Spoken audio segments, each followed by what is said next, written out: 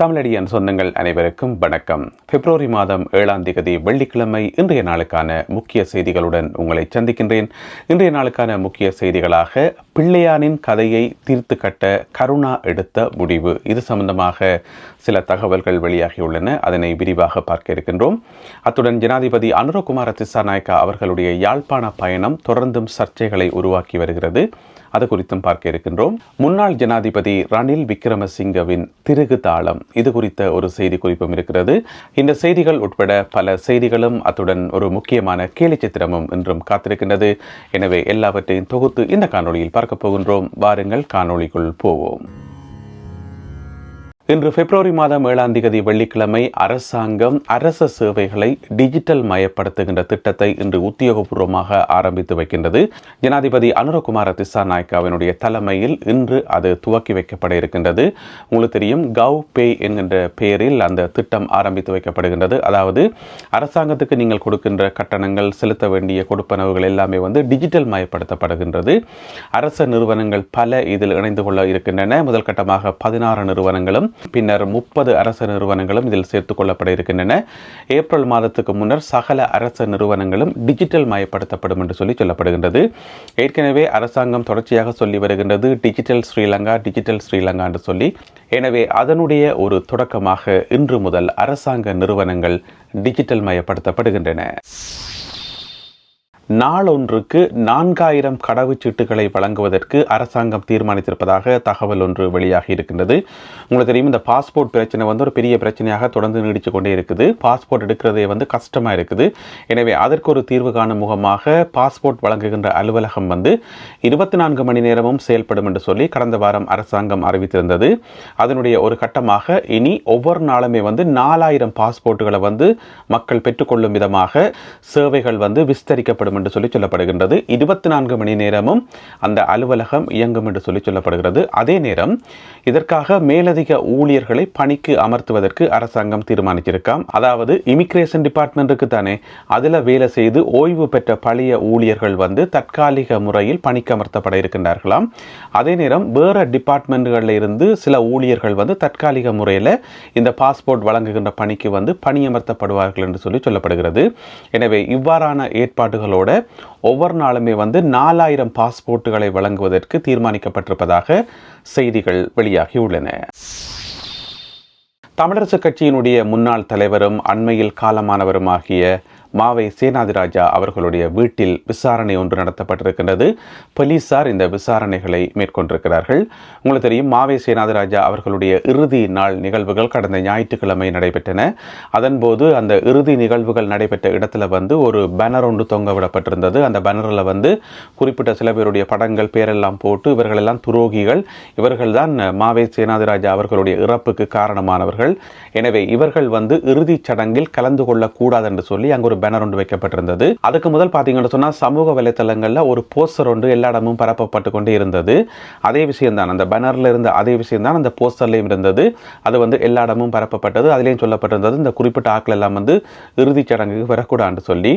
இப்போ மாவை சேனாதிராஜா அவர்களுடைய வீட்டுக்கு போய் போலீசார் அவருடைய உறவினர்களை விசாரிச்சிருக்கணும். இந்த பேனருக்கும் உங்களுக்கும் என்ன சம்பந்தம் இருக்குது, யார் இந்த பேனர் வச்சது, என்ன ஏதென்று சொல்லி. ஏன் அப்போ போலீஸ் போய் அதை விசாரிச்சுட்டு பார்த்தா இலங்கை தமிழரசு கட்சியினுடைய முக்கியமான உறுப்பினர் ஒருவர், பேர் தெரியலை, யாருன்னு தெரியலை, முக்கியமான உறுப்பினர் ஒருவர் போலீஸுக்கு முறைப்பாடு செய்திருக்கார். இந்த மாதிரி என்னுடைய படத்தையும் அங்கே போட்டிருக்கணும், என்னையும் துரோகி என்று சொல்லி போட்டினோம், அதனால் நான் வெளியில் திரியலாம் இருக்குது, பாதுகாப்போடான் திரிய வேண்டி கிடக்குது, இந்த மாதிரி சொல்லியிருக்கிறவரோட இருக்குது.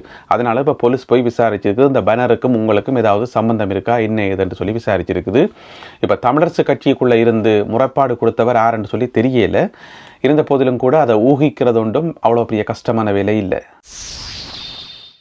முன்னாள் ஜனாதிபதி மஹிந்த ராஜபக்சவின் மகனும் இப்போதைய பாராளுமன்ற உறுப்பினருமாகிய நாமல் ராஜபக்ச லஞ்சம் ஊழல் எல்லாம் செய்து கொழும்பில் ஒரு பே வீடு ஒன்று கட்டி வச்சுக்காது தானே, ஒரு 60 மாடி கட்டடம் உண்டு.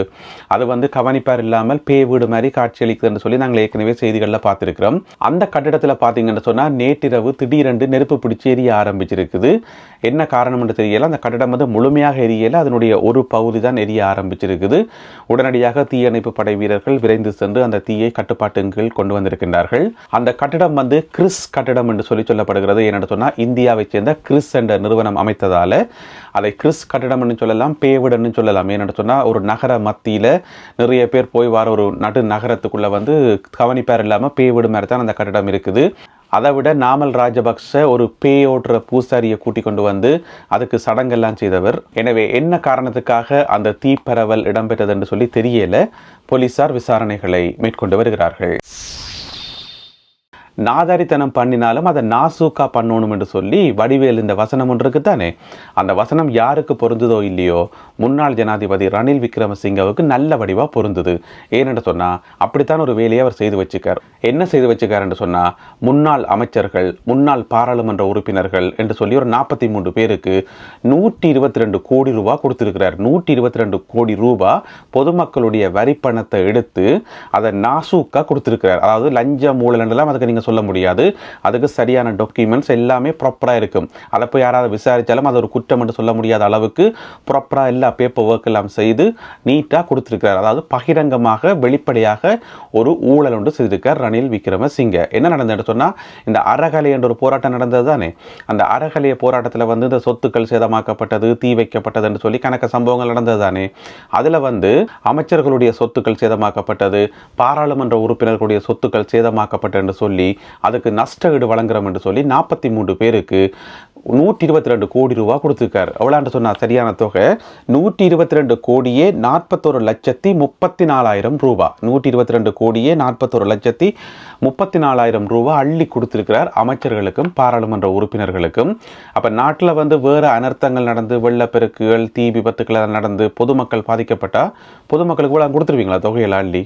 இல்லை, சும்மா ஒரு 5-10 கொடுத்து சமாளித்து போட்டு போய் விட்டுருவீங்கள். எனவே அமைச்சர்கள் பாராளுமன்ற உறுப்பினர்கள் என்று சொன்ன உடனே அள்ளி கொடுத்திருக்கிறார். அதிலேயும் பார்த்தீங்கன்னு சொன்னால் இப்போ சிறைக்கு இருக்காது தானே முன்னாள் சுகாதார அமைச்சர் கெஹலிய ரம்புக்வெல, அவருக்கு வந்து 959 லட்சம் ரூபாய் கொடுத்துருக்கார். அப்போ அவ்வளோ சொத்துக்கள் சேதமாயிருக்குன்னு சொன்னால் ஏற்கனவே அவர்கிட்ட அவ்வளோ சொத்துக்கள் இருந்திருக்குன்னு அர்த்தம். அதை எங்கே லஞ்ச ஊழல் செய்து அந்த சொத்துக்களை சேர்த்தாருன்னு சொல்லி தெரியல. எனவே அந்த சொத்துக்களுக்கு சேதம் வந்துட்டு சொல்லி இப்போ இவ்வளோ காசு வந்து ரணில் விக்ரமசிங்க கொடுத்துருக்கார். அதே போல் ஜோன்ஸ்டன் பெர்னாண்டோ இருக்கார் தானே, அவருக்கு வந்து 934 லட்சம் ரூபாய் கொடுத்துருக்கிறார். அதே போல் பார்த்தீங்கன்னு சொன்னால் காமினி லோக்குகே அவருக்கு வந்து 749 லட்சம் ரூபாய் கொடுக்கப்பட்டிருக்குது. அலி சப்ரி ரஹீம் அவருக்கு வந்து 709 லட்சம் ரூபாய் கொடுக்கப்பட்டிருக்கிறது. இதே போல ஒரு 43 பேருக்கு எக்கச்சக்கமான காசை அள்ளி கொடுத்திருக்கிறார். அதாவது நான் சொன்ன மாதிரி நாதாரித்தனம் பண்ணினாலும் அதை நாசூக்கா பண்ணணும்ன்ற மாதிரி எல்லா டாக்குமெண்ட்ஸ் எல்லாமே ப்ராப்பராக செய்திருக்கிறார். ரணில் விக்ரமசிங்க மீண்டும் ஜனாதிபதியாக தெரிவு செய்யப்பட்டா நாட்டை வந்து அபிவிருத்தி பாதையில் கொண்டு போவார், பெரிய பெரிய வளர்ச்சி திட்டங்கள் எல்லாம் கொண்டு வருவார், சிங்கப்பூர் போல மாற்றுவார், சுவிட்சர்லாந்து போல மாற்றுவார் என்றெல்லாம் எங்களுடைய தமிழ் பத்திரிகைகளில் செய்தி வந்தது. தமிழ் அரசியல்வாதிகள் எல்லாம் சொன்னவே. எனவே ரணில் விக்ரமசிங்கவை ஆதரிப்போம் என்றெல்லாம் சொல்லிச்சு நம்ம போன முறை ஜனாதிபதி தேர்தலில் ஏன் ஆதரிக்கணும்னு சொன்ன வேண்டாம், அவைக்கும் கொஞ்சம் வந்திருக்கும் இப்படியான தொகைகள். என்னென்னா இன்னும் முழுமையான பட்டியலோடும் வெளிவரையில் தானே இன்னும் என்னென்ன ஊழல் நடந்துன்னு சொல்லி. இப்போ வந்து நான் ஏற்கனவே சொன்ன மாதிரி சிங்கள பகுதிகளில் தென் பகுதியில் நடந்த ஊழல்கள் தான் பெரும்பாலும் வெளிவந்து ஒன்று இருக்குது. இன்னும் இங்கால வடக்கு கிழக்கு பகுதிகளில் வந்து கை வைக்கல. அது விரைக்குள்ள தான் இன்னும் நிறைய விஷயங்கள் தெரிய வரும். எனவே ஏன் ரணில் விக்ரமசிங்கவுக்கு வாக்கு போடணும்னு சொல்லி ஒற்றை காலில் நின்றவைன்றதுக்கான பதில் வந்து மிக விரைவில் தெரிய வரும். எனவே நாட்டை மீட்கிறோம், பொருளாதாரத்தை மீட்கிறோம் என்று சொல்லி செய்தது முழுக்க இந்த மாதிரியான வேலைகள் தான். அதே மாதிரி ரணில் விக்ரமசிங்க தனக்கு தேர்தலில் வாக்கு கிடைக்கணும்ன்றதுக்காக பார் லைசன்ஸ் கொடுத்தவர்.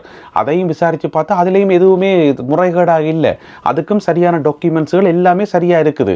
எல்லாத்தையும் வந்து நாசூக்கா செய்திருக்கணும். எல்லா கள்ள வேலைகளையும் வந்து நாசூக்கா செய்திருக்கணும். ஏன்னா அரசியல் நல்ல அனுபவம் இருக்குதானே, மூத்த அரசியல்வாதி தானே. அப்போ அவருக்கு தெரியும் என்னென்ன செய்யணும், எங்கள் பேப்பரெல்லாம் ரெடி பண்ணி வைக்கணும், எங்கள் சைன் வைக்கணும் என்று சொல்லி அதுக்கேற்ற மாதிரி நீட்டாக செய்திருக்கார். இருந்த போதிலும் கூட இப்போ ஒன்றுண்டா வந்து இருக்குது. இப்போ இது சம்பந்தமாக நீதிமன்றத்தில் போய் ஒரு வழக்கு போட்டால் அந்த வழக்கு நிற்காது. ஏன் சொல்லுங்க பாப்போம், எல்லா டாக்குமெண்ட்ஸ் வந்து ப்ராப்பராக இருக்குது, எல்லாமே வந்து பக்காவாக ரெடி பண்ணி வச்சிருக்கணும். எனவே வந்து வழக்கு போட்டு இது எல்லாத்தையும் கட்டுப்படுத்த முடியாது. என்ன இருந்தாலும் கூட மக்கள் வந்து பார்த்து கொண்டிருக்கணும். மக்களுடைய தீர்ப்புன்னு சொல்லி ஒரு தீர்ப்பு இருக்குதானே, அதிலிருந்து யாராலும் தப்ப முடியாது. ஜனாதிபதி அனுரகுமார திசாநாயக்க அவர்கள் யாழ்ப்பாணத்துக்கு போனது, யாழ்ப்பாண மக்கள் அவருக்கு அமோகமான வரவேற்பு கொடுத்தது, அதிலையும் வல்வெட்டித்துறைக்கு போய் அங்கேயும் அமோக வரவேற்பு, சாவச்சேரியிலேயும் அமோக வரவேற்பு கொடுத்தது. தென்னிலங்கையில் கனபேரால் பொறுக்கவே முடியலை. அங்கால சும்மா 10 எரியுது. ஏற்கனவே இந்த சுதந்திர தினத்துக்கு பயிற்சியில் ஈடுபட்ட 3 ஹெலிகாப்டர் படத்தை போட்டுட்டு இந்த ஹெலிகாப்டரில் தான் ஜனாதிபதி யாழ்ப்பாணம் போனவர் என்று சொல்லி பிரச்சாரம் செய்து பார்த்தாங்க. அது சரி வரையில. அதுக்கு பிறகு அவருடைய யாழ்ப்பாண பயணம் சம்பந்தமாக நிறைய பிரச்சாரங்களும் நிறைய சர்ச்சைகளும். இப்போ அதனுடைய ஒரு கட்டமாக நேற்று பாராளுமன்றத்தில் ஒரு பாராளுமன்ற உறுப்பினர் உரையாற்றியிருக்கார். அவரால் பொறுக்கவே முடியலை. அவர் மஹிந்த ராஜபக்சவினுடைய அடியாள் என்று சொல்லப்படுது. அவருடைய பேச்சை பார்க்கக்குள்ள அந்த உடல் மொழி என்று சொல்லுங்க, பாடி லாங்குவேஜ், அதை பார்க்கக்குள்ளே தெரியுது ஆள் பெரிய ரவுடி என்று சொல்லி நேற்று பாராளுமன்றத்தில் உரையாற்றி வச்சுக்கார். ஜனாதிபதி அனுரகுமார திசாநாயக்கா போயிட்டு யாழ்ப்பாணத்தில் மக்களை பார்த்து கேட்கிறார், நல்லமான்னு சொல்லி. உங்களுக்கு தெரியும், ஜனாதிபதி அனுரகுமார திசாநாயக்கா அவர்கள் உரையாற்றியக்குள்ள இடைக்கிட 1-2 தமிழ் சொற்களை சொல்லுவார். இந்த நல்லமா, சரிதானே, அப்போ சரி, இந்த மாதிரியான சொற்களை சொல்லுவார். அப்போ அதில் நல்லமான்னு சொல்லி கேட்டவர் அதை பிடிச்சி வச்சுக்கொண்டு நாட்டில் அரிசி இல்லை, மாவில்லை, சீனி இல்லை, நல்லமாண்டு போய் கேட்குறியா அது என்று சொல்லி போட்டு, அது மட்டும் இல்லாமல் மஹிந்த ராஜபக்சவை குறை சொல்லி மேடையில் உரையாற்றினா கைதட்டத்தான் செய்வினுமான்னு சொல்லி. ஆனால் ஜனாதிபதி அனுரகுமார திசாநாயக்க அவர்கள் யாழ்ப்பாணத்தில் உரையாற்றியக்குள்ள மஹிந்த ராஜபக்சவை பற்றி ஏதாவது காய்ச்சவரா? இல்லையே. அவர் பொதுவாக தான் சொன்னவர். இந்த கடந்த 76 வருஷமாக இலங்கையில் ஆட்சியில் இருந்த எல்லாரையும் தான் பொதுவாக சொன்னவர். நீங்களே கூட தலையில் தூக்கி போடுறீங்க, அப்போ உங்களுக்கு ஏதோ உறுத்துது, அப்போ நீங்கள் என்னமோ செய்து வச்சுக்கிறீங்க, நாட்டை நாசமாக்குறதுக்கு என்னமோ செய்திருக்கிறீங்க, அதனால தான் உங்களுக்கு உறுத்துது. எனவே ஜனாதிபதி அவர்கள் யாழ்ப்பாணம் போனதும் மக்கள் அவரை வரவேற்றதும் அவருக்கு பிட்டிய வரவேற்பு கொடுத்ததும் அங்கே தென்னிலங்கையில் கண்ணவேருக்கு பிரச்சனை.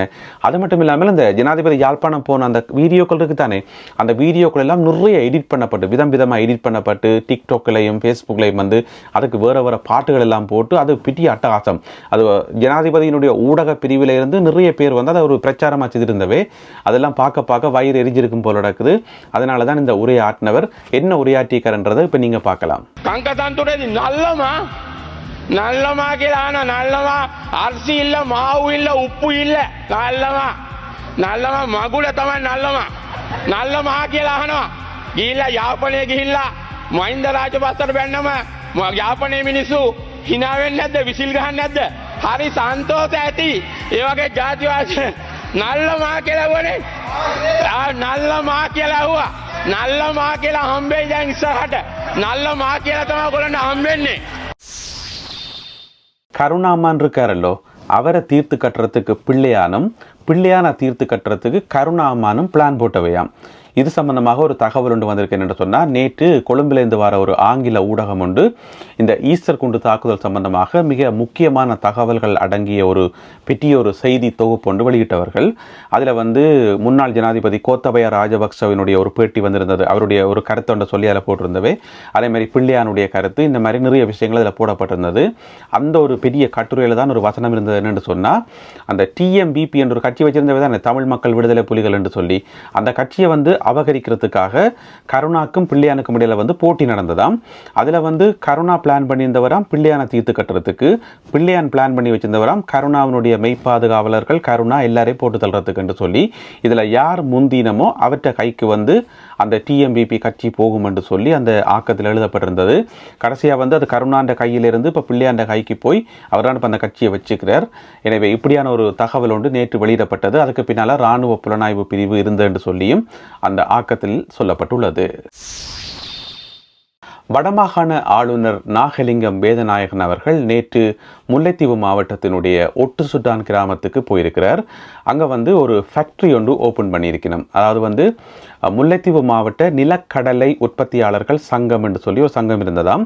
பிறகு அந்த சங்கம் என்ன செய்திக்கணும் என்று சொன்னால், அதனுடைய பேரை மாற்றி, அதாவது முல்லை அக்ரி பிஸ்னஸ் லிமிடெட் என்று சொல்லி பேரை மாற்றி அதுக்கு நவீன சாதனங்கள் எல்லாம் கொண்டு பொருத்தி இப்போ அதை நவீனமயப்படுத்தி இருக்கிறோம். எனவே அதை திறந்து வைக்கிறதுக்காக ஆளுநர் அங்கே போயிருக்கிறார். இந்த முல்லை மாவட்ட நிலக்கடலை நிலக்கடலை உற்பத்தியாளர்கள் சங்கம் இருக்கிறது தானே, அவையின் உற்பத்திகள் வந்து இந்த வடமாகாணத்தில் வந்து மிகவும் பிரபலமாகி கொண்டு வருதாம். எனவே வந்து அதுக்கு நிறைய கேள்விகள் வருதாம். அதாவது நிறைய கஸ்டமர்ஸ் வந்து அதை கேட்கினோம். எனவே வந்து அவர்களுடைய தேவைக்கேற்ற மாதிரி உற்பத்தி செய்ய முடியாமல் இருந்ததாம். அதனால தான் இப்போ நவீன இயந்திரங்கள் எல்லாம் கொண்டு வந்து பொருத்தப்பட்டு, அதாவது நிலத்தை உழுறதுல இருந்து நிலக்கடலையை விதைக்கிறதுல இருந்து அறுவடை பிறகு பேக் பண்ணுறதுல இருந்து எல்லாமே இப்போ மிஷினரி அப்படியான ஒரு நவீன முறையில் வந்து அது அமைக்கப்பட்டிருக்கிறது. அதை வந்து திறந்து வைக்கிறதுக்காக நேற்று ஆளுநர் அங்கே போயிருக்கிறார். ஆளுநர் போயிட்டு அங்கே இருக்கிற விவசாயிகள் எல்லோரையும் வந்து ஊக்கப்படுத்தியிருக்கிறார். அதில் உரையாற்றிகளை சொல்லியிருக்கிறார். என்னென்னு சொன்னால், வடமாகாணத்திலே வந்து சகல விதமான வளங்களும் கொண்ட ஒரு மாவட்டம் என்று சொன்னால் அது முல்லைத்தீவு மாவட்டம் தான். இங்கே வந்து நிறைய இயற்கை வளங்கள் இருக்குது, நீர் வளம் எல்லாம் இருக்குது. எனவே விவசாயிகள் வந்து பயன்படுத்தணும் என்று சொல்லி இந்த 1970ஆம் ஆண்டு காலப்பகுதியில் வந்து இந்த முத்தையங்கட்டு குளப்பகுதிகளில் வந்து பெரிய அளவில் விவசாயம் எல்லாம் நடந்தது. அங்கே நிறைய விவசாய உற்பத்தி பொருட்கள் எல்லாம் செய்யப்பட்டு வேறு இடங்களுக்கு வந்து ஏற்றுமதி எல்லாம் செய்யப்பட்டது. எனவே அதை நினைவு கூர்ந்து உரையாற்றிய ஆளுநர் நாகலிங்கம் வேதநாயகன் அவர்கள் அந்த நிலைமை வந்து திரும்ப கொண்டுவரணும் என்று சொல்லியிருக்கிறார். அதே போல எல்லா விவசாயிகளையும் ஊக்கப்படுத்தும் விதமாக அவர் உரையாற்றியிருக்கிறார். அந்த நிறுவனத்தால் உற்பத்தி செய்யப்படுற நிலக்கடலை சார்ந்த பொருட்கள் வந்து வெளிநாடுகளுக்கும் ஏற்றுமதி செய்யப்படணும் என்றதை அவர் வலியுறுத்தி சொல்லியிருக்கிறார். அந்த அளவுக்கு நீங்கள் தரமான பொருட்களை உற்பத்தி செய்து வெளிநாடுகளுக்கு ஏற்றுமதி செய்யணும் என்று சொல்லியிருக்கிறார். இந்த ஒட்டு சுட்டா நிலக்கடலை உற்பத்தியாளர் சங்கம் இருக்குத்தானே, அவையில் வந்து முல்லை அக்ரி பிஸ்னஸ் லிமிடெட் என்று சொல்லி அந்த பேரை மாற்றிட்டு ஒரு நல்ல வேலை செய்திருக்கணும் என்று சொன்னால், விவசாயிகள் இருக்கிறது தானே, அந்த விவசாயிகளுக்கு வந்து 2 விதமான லாபம் கிடைக்கக்கூடிய மாதிரியான ஒரு திட்டத்தை வந்து செயல்படுத்தினோம். அதை பார்க்கக்குள்ள சந்தோஷமாக இருந்தது. வரவேற்க வேண்டிய விஷயம் என்னென்னு சொன்னால், ஒன்று வந்து நிலக்கடலையை உற்பத்தி செய்கிற விவசாயிகள் வந்து அந்த நிலக்கடலையை கொண்டு வந்து விற்கக்குள்ள அதில் ஒரு லாபம் உண்டு வரும். 2வது வந்து எல்லா பொருட்களையும் வந்து விற்று ஒரு லாபம் உண்டு வரும் தானே, தேறிய லாபம் உண்டு. அந்த லாபத்தில் வந்து விவசாயிகளுக்கு வந்து பங்கு கொடுக்குறேன்னு சொல்லி இன்னும் ஒரு மெத்தட் ஒன்று ஃபாலோ பண்ணினோம். அப்போ 2 விதத்தில் வந்து விவசாயிகளுக்கு வந்து லாபம் கிடைக்கும் என்று சொல்லப்படுகிறது. எனவே இப்படியான ஒரு அமைப்போடு இயங்குகிற இந்த நிறுவனத்தை வந்து நேற்று ஆரம்பித்து வைத்திருக்கின்றார் வடமாகாண ஆளுநர் நாகலிங்கம் வேதநாயகன் அவர்கள். அதோட இந்த ஃபேக்டரி எங்கே இருக்குன்னு பார்த்தீங்கன்னு சொன்னால், ஒட்டுசுட்டான் பிரதேசத்தில் இருக்கும் முத்து விநாயகபுரம் அந்த கிராமத்தில் தான் இந்த ஃபேக்டரி இருக்குது. எனவே இந்த ஃபேக்டரியில் வந்து இப்போ நிறைய இளைஞர் யுவதிகளுக்கு வந்து வேலை வாய்ப்பும் வழங்கப்படும் என்று சொல்லப்பட்டிருக்கிறது. எனவே அவர்களுடைய உற்பத்தி எல்லாம் பெருக வேண்டும், வெளிநாடுகளுக்கு ஏற்றுமதி செய்ய வேண்டும். அதன் மூலம் அந்த பகுதியில் இருக்கின்ற விவசாயிகளுடைய வாழ்க்கை உயர வேண்டும் என வாழ்த்துவோம். அடுத்ததாக இன்றைய கேலி சித்திரம் கார்ட்டூன். ஜனாதிபதி அனுரகுமார திசாநாயக்கா அவர்கள் இலங்கையினுடைய தேசிய கொடியை வந்து ஏற்றுறார். ஒரு கம்பத்தில் வந்து அந்த கொடி சுத்தப்பட்டிருக்கிறது. அதை சுற்றும் போது அந்த கொடி வந்து மேலே ஏறும். அப்படியாக சுற்றி கொண்டிருக்கிறார். தூரத்தில் வந்து கையை அப்படி பிடிச்சு பார்க்குறார். கடலில் வந்து 3 கப்பல்கள் வருது. ஒரு கப்பல் வந்து அரிசி, மற்ற கப்பல் வந்து தேங்காய், மற்ற கப்பல் வந்து உப்பு என்று சொல்லி இந்த 3 பொருட்களையும் வந்து இறக்குமதி செய்கிறார். அந்த கப்பல்கள் வந்து தூரத்தில் வருது. ஆனால் இங்கே வந்து இவர் சுதந்திர தினத்துக்கு வந்து கொடியேற்றுற 2 அர்த்தத்தில் வந்து இந்த கேலி சித்திரம் வரையப்பட்டிருக்கிறது. அதுக்கு ஒன்றும் செய்யல, அது என்ன தேவை என்று சொன்னால் இறக்குமதி செய்யத்தானே வேணும். எனவே கேலி சித்திரம் வரைந்த ஓவியர் இப்படி வரைந்திருக்கிறார். எனவே இந்த கேலி சித்திரத்தை பார்க்கக்குள்ள நீங்கள் என்ன நினைக்கிறீங்க என்பதை மறக்காமல் கீழே எழுதுங்கள். மீண்டும் மற்றும் ஒரு காணொளியில் உங்களை சந்திக்கின்றேன். அதுவரை நன்றி, வணக்கம்.